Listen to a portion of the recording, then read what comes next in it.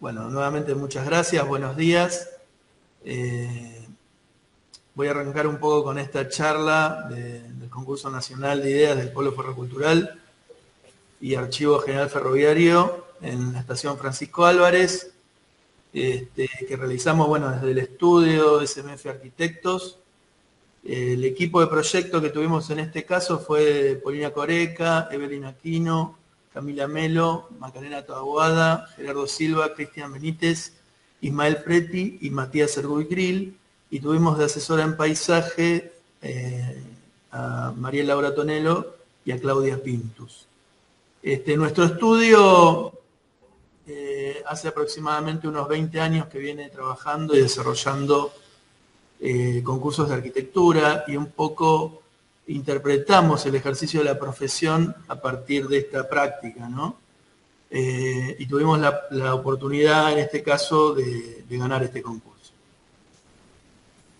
La forma de comenzar a pensar un proyecto puede tener múltiples formas y variados caminos. Tal vez una arquitectura vista desde el concurso se sostiene en la noción de una competencia, ¿no?, como elemento inicial,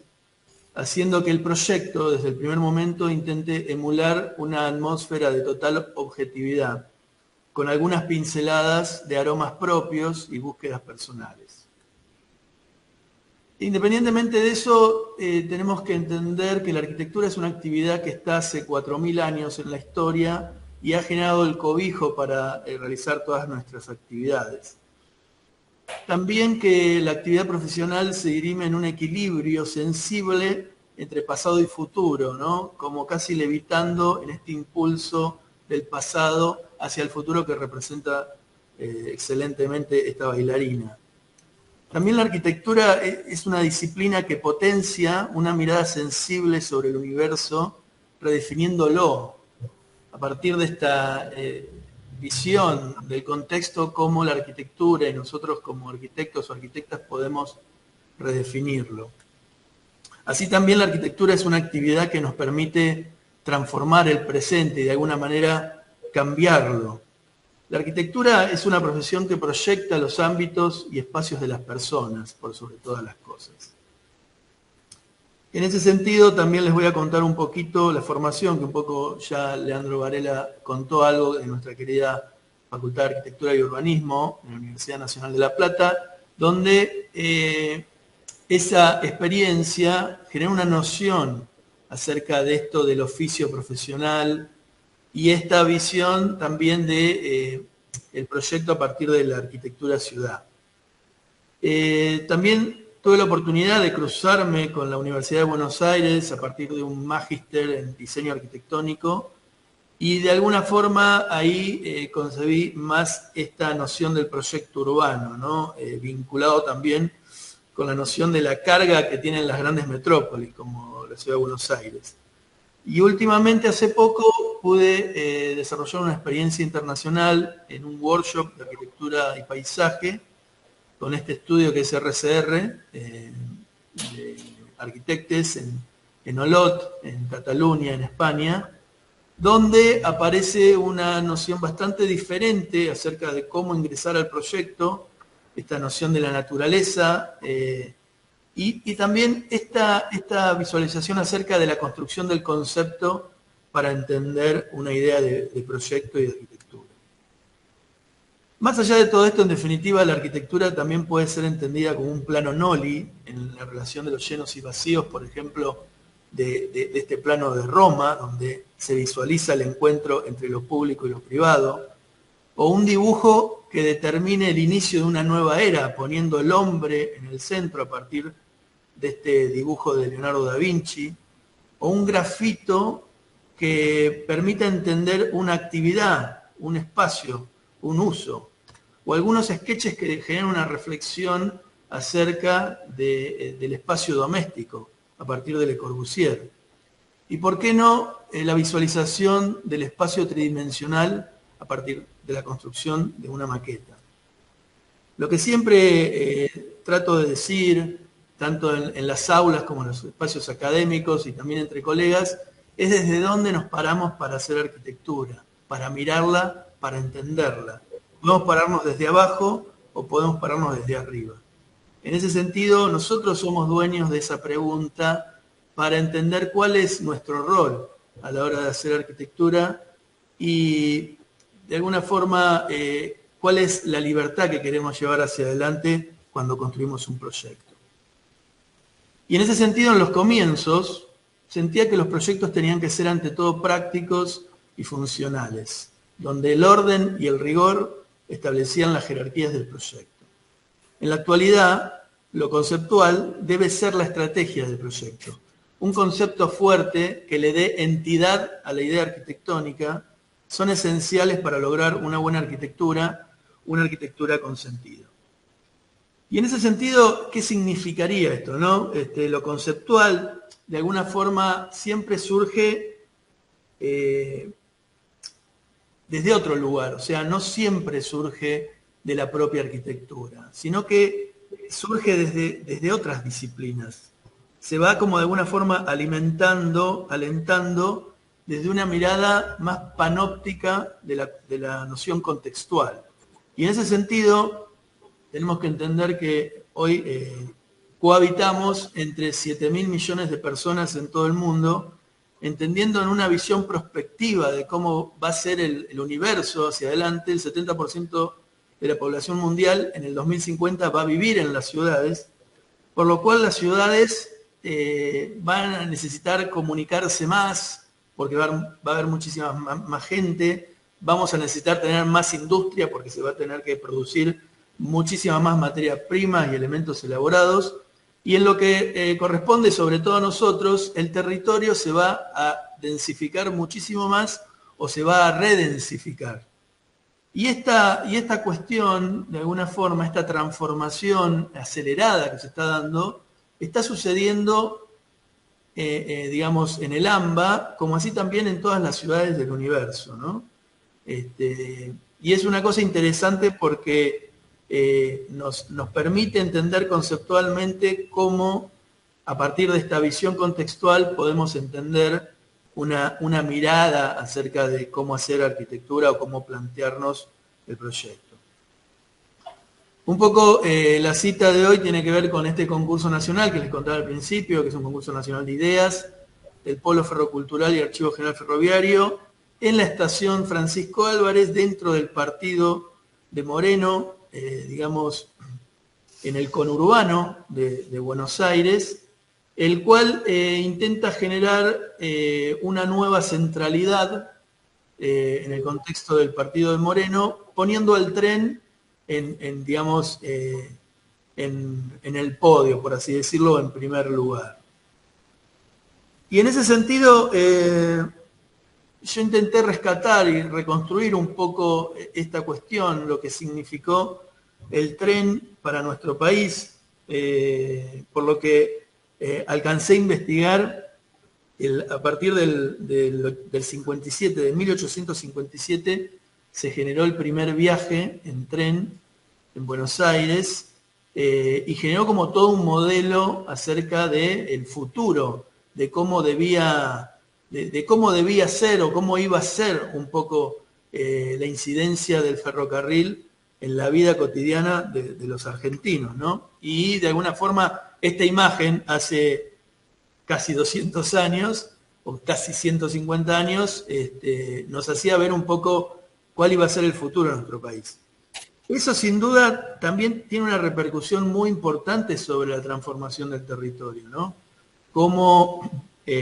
más allá de decisiones y para, digamos, no entrar en detalles de cuestiones políticas, de cómo se subdividió el territorio a partir de la trama del ferrocarril, es interesante también entender que donde estaba el ferrocarril estaba la posibilidad del progreso de alguna forma y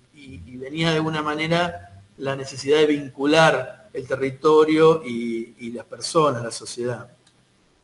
Eso, sin duda, la construcción de todo eso, como decía anteriormente, fue generando también aspectos de transformación en el paisaje, donde obviamente empieza a aparecer toda esta infraestructura y la maquinaria que empiezan a generar un equilibrio y una relación con los elementos naturales. Y de alguna forma esa imagen, digamos, de que es como un nuevo amanecer el tren,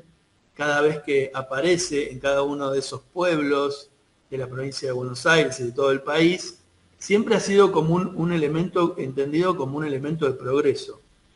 Lamentablemente, hoy en día, esa visión, si se quiere, política, social, económica, cultural, no tiene como es el rigor o esa búsqueda que tenían en su momento o el esplendor del ferrocarril, y ha quedado muy cooptado, digamos, o muy recortado en el contexto de las grandes ciudades, y ha quedado como muy malogrado en toda esta posibilidad que tenía el tren con respecto a la red de vías y conexiones en todo el país, por lo cual esta imagen muestra esa idea de abandono, ¿no? De como que ya pasó esa época del ferrocarril. Este es un poco el partido de Moreno, que ahí un poco abajo a la izquierda se ve el sector de la estación Francisco Álvarez, y ya más un poco entrando en aspectos de la propuesta. Esta es el área, que es un poco lo que se ve en el centro, que es el área específica donde está la estación de Francisco Álvarez, que es este gran predio rectangular, un predio que aproximadamente tiene como 1 kilómetro de largo por 200 metros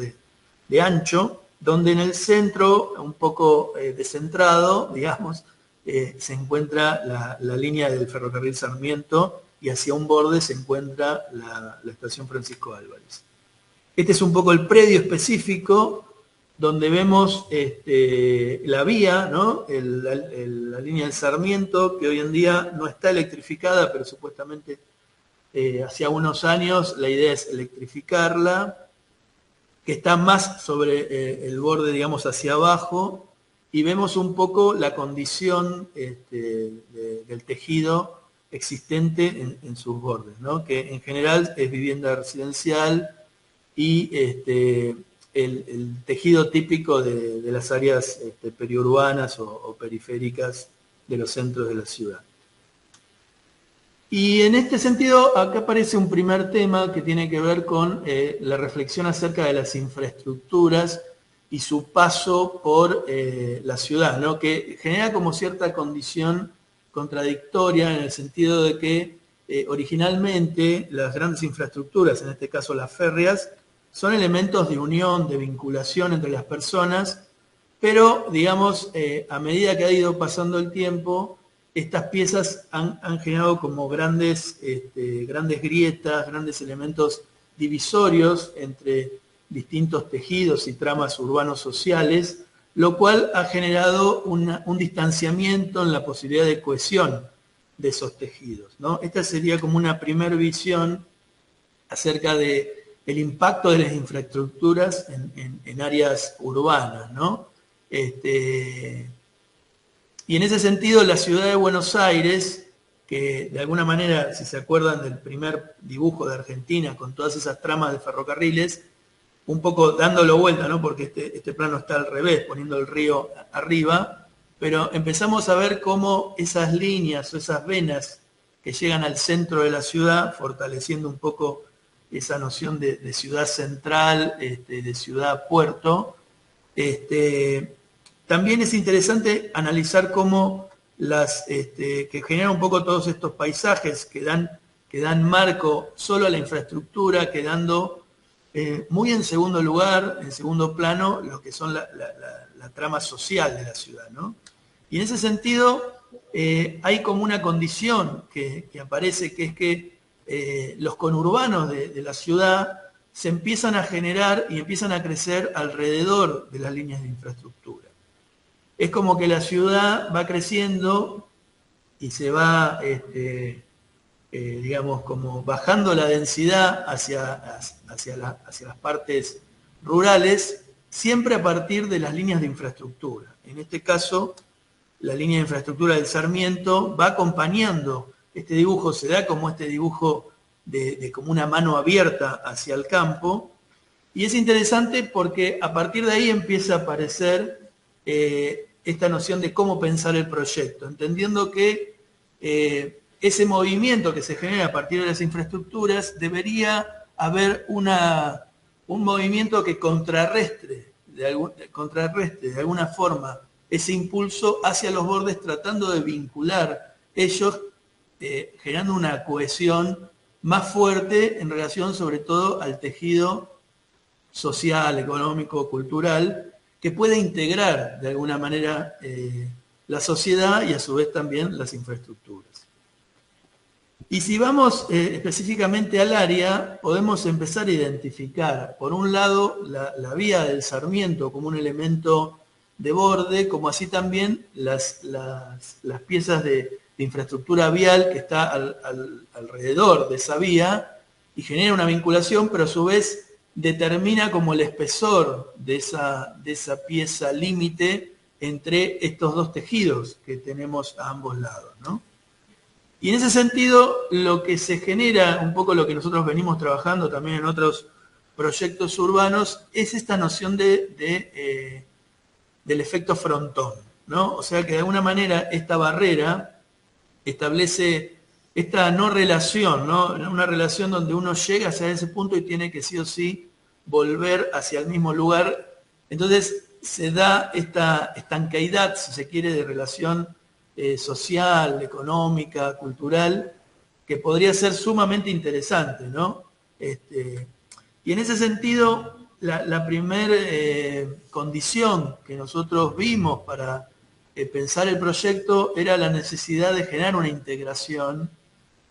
a partir del tejido y a partir del espacio público con esta pieza, la cual se llamaba concurso, ¿no? Haciendo que todas esas piezas de la estructura urbana puedan penetrar en la condición de borde de esta pieza del ferrocarril. Un poco acá lo vemos representado de otra forma, ¿no? Más como a partir de capas específicas, donde vemos la barrera, digamos, el efecto frontón y esta noción de vinculación a partir de la estructura urbana. De ahí también surge la noción del proyecto, ¿no? Y en eso, en esta escala, en el proyecto urbano, como elemento prioritario siempre es la acción de la integración, pero la acción de integración a partir de la noción del espacio público, ¿no? Entonces ustedes fíjense cómo en este croquis, que es muy simple, se lee claramente cómo se intervienen, o sea, las propias, cómo se integra la propia estructura del tejido, pero además de eso aparece la noción de un parque, ¿no? Aparece la noción de una pieza de paisaje que que involucre toda la escala del predio y que ponga de alguna forma la vía en el centro del parque, tratando de integrar de ambas márgenes un poco una única pieza que vincule todo el predio del concurso. En ese sentido, también, a partir de distintas direcciones para generar vinculaciones de distinto tipo, aparecen la noción de las interrupciones o las vinculaciones en el sentido transversal del predio, y después aparece un sistema de bandas, la cual va a permitir definir el posicionamiento de cada una de las piezas del programa del concurso y también del carácter que uno quiere establecer en el sentido de la propuesta. Una banda urbana, una banda de parque lineal, la banda propia de la infraestructura y una banda barrial. En este sentido, la banda barrial se da más sobre el borde, que tiene como una escala, si se quiere, más de vivienda y de casitas, y no tanto de servicios, que sí se da sobre la banda urbana, del otro lado, donde está la Ruta 7 incluso, que es una calle, ¿no? Pero es la Ruta 7, y además de haber vivienda, también hay infraestructura de servicio. En ese sentido, cuando empezamos a mezclar ese primer croquis con estas nociones de interrupciones y de bandas, empieza a surgir un poco el proyecto, ¿no? Empieza a surgir un poco la dimensión dentro del predio, cómo se empiezan a articular los distintos elementos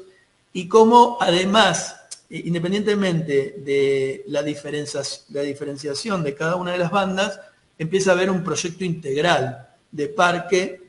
y de espacio público por encima de todo.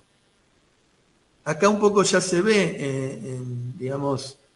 en un dibujo más definido de toda la propuesta, cómo se integra, fíjense,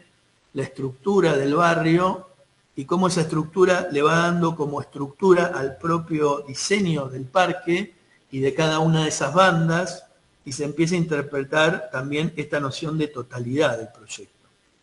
la cual tridimensionalmente también se ve, digamos, se empieza a ver en esta imagen,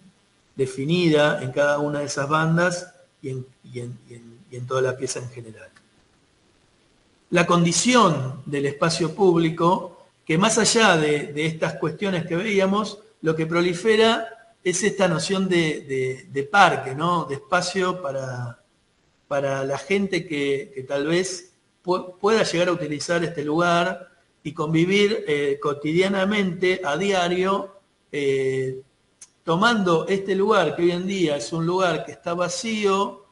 que es verde, pero que es utilizado como un lugar de reservorio de durmientes, de playa de maniobras. En este caso, además de tener distintas actividades, el lugar, a partir del diseño, de dotarlo de una escala, de generarle un proyecto de paisaje, empieza a tener toda una serie de cualidades para que, digamos, las distintas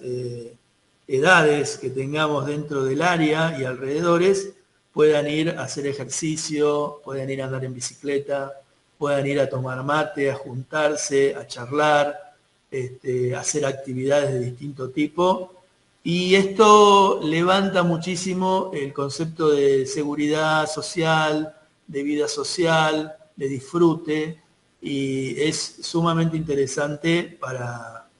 estos barrios, ¿no? Del conurbano. En ese sentido, otro de los grandes temas que aparecen es esta noción de las interrupciones y las vinculaciones más relacionadas en el contexto de la infraestructura y de cómo plantearlas en el contexto de un proyecto como este, ¿no? Los esquemas que nos ayudan un poco a plantear la estrategia de proyecto, entendiendo estos dos bordes donde pasa el auto, la Ruta 7 y la Avenida San Martín, entendiendo la vía, el ferrocarril Sarmiento más tirado hacia un lugar, y después estos posibles cruces donde se da la noción de lo peatonal por un lado y también la noción del túnel por otro, a partir de vincular digamos, la estructura urbana preexistente de calles para no tener que generar un movimiento perimetral de toda esta pieza y poder pasar por debajo. Eso fue planteado de alguna forma en distintas etapas del proyecto, en el sentido de potenciar tres etapas entre bueno, distintos tipos de puentes y distintos tipos de túneles. Y en ese sentido, cuando tuvimos que pensar y reflexionar acerca de, bueno, cómo es esta cuestión de generar un puente y lo que significa, esta es una imagen de un puente ferroviario de la provincia de Buenos Aires muy antiguo, muy lindo, muy interesante, pero que tal vez no coincide un poco con la arquitectura que se viene desarrollando últimamente, donde lo que nosotros notábamos que era algo demasiado similar a lo que podemos entender como la condición de la infraestructura, ¿no? O sea, que está pensada en sí mismo, ¿no? Y no adquiere la condición de entender este paso como una oportunidad y una oportunidad de disfrute y una oportunidad también de proponer un proyecto de paisaje en el transcurrir de un lado hacia el otro, ¿no? Haciendo que esa experiencia sea interesante, ¿no? En ese sentido, cuando empezamos a pensar en eso, surgió la noción de potenciar la vinculación entre un lado y el otro, pero sobre todo surgió la noción de crear superficies de recorrido, superficies que puedan establecer la noción de parque y ya no solo una noción de vinculación, sino que en la altura también podríamos establecer la experiencia del espacio público, del diseño del paisaje. Entonces, la noción de esas piezas de infraestructura vinculadas a cómo podían estar relacionadas con el espacio público, también integra toda una serie de decisiones con respecto a cómo tiene que ser esa arquitectura, qué tipos de materiales vamos a utilizar y cómo ser entendida para que la gente la pueda tomar como algo muchísimo más agradable desde el punto de vista de lo que significan como piezas para vincular un punto con otro.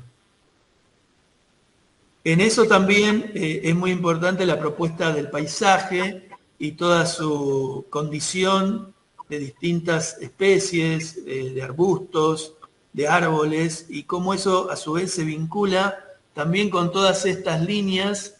que se leen en esta idea de integración, vinculado con todo este proyecto de paisaje en relación, por ejemplo, a lo que vimos en este esquema. Y un tercer tema también que es muy importante es, de alguna forma, cómo se interpretan cada uno de estos espacios del ferrocarril,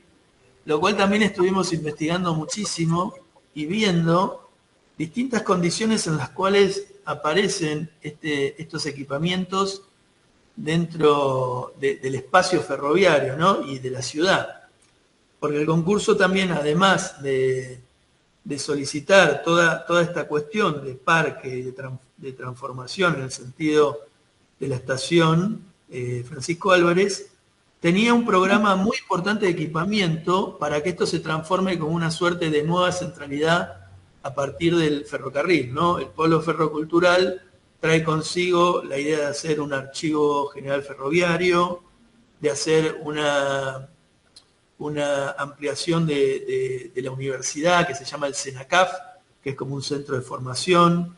el Museo Nacional Ferroviario, un centro cívico y comercial, un área del INTA, que es el Instituto Nacional, creo que es de Trabajo Agropecuario o algo así,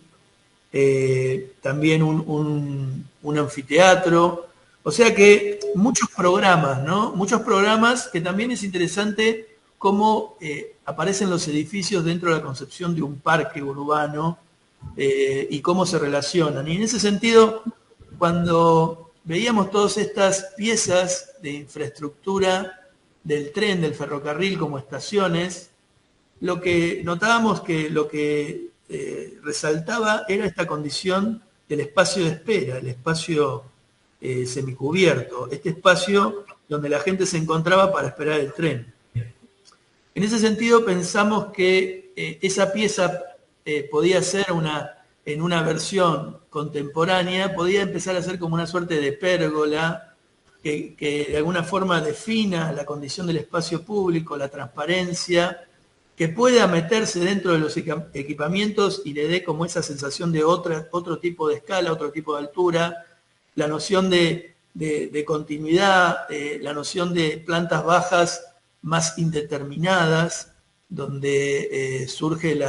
esta suerte de contaminación positiva. Nos parecía que eso podía ser muy interesante y en el contexto de las bandas del proyecto, a partir de estas dos plazas que aparecen de espacio público sobre ambas márgenes del predio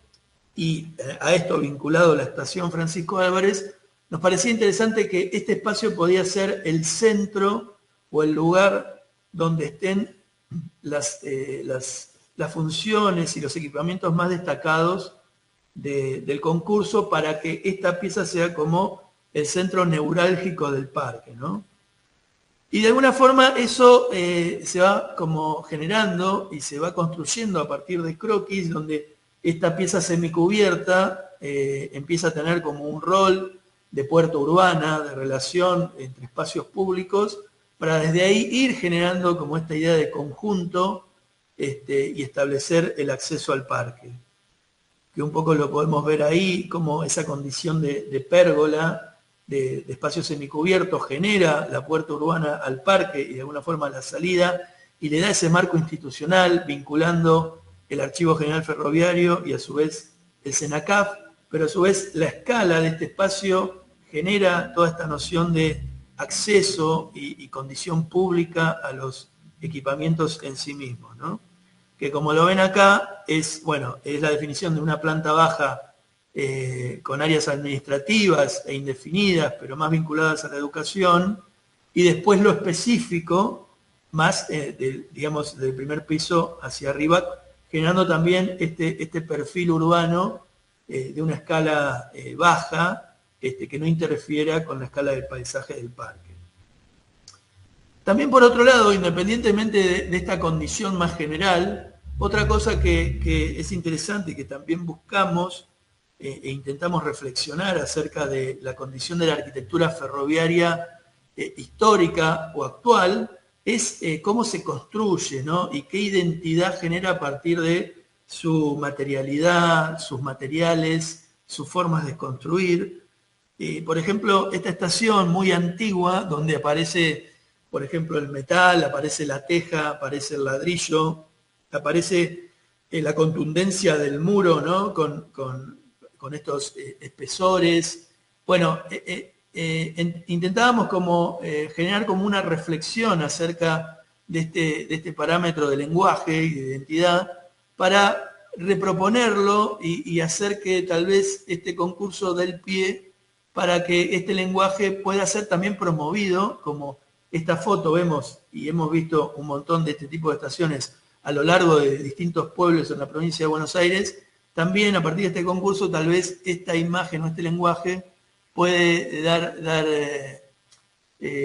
dar punta acerca de cómo podrían ser estos equipamientos en los distintos pueblos y traer también a su vez esta nueva idea transformadora, no solo a partir del tren, sino también a partir de la construcción de un nuevo lenguaje, de un nuevo espacio, de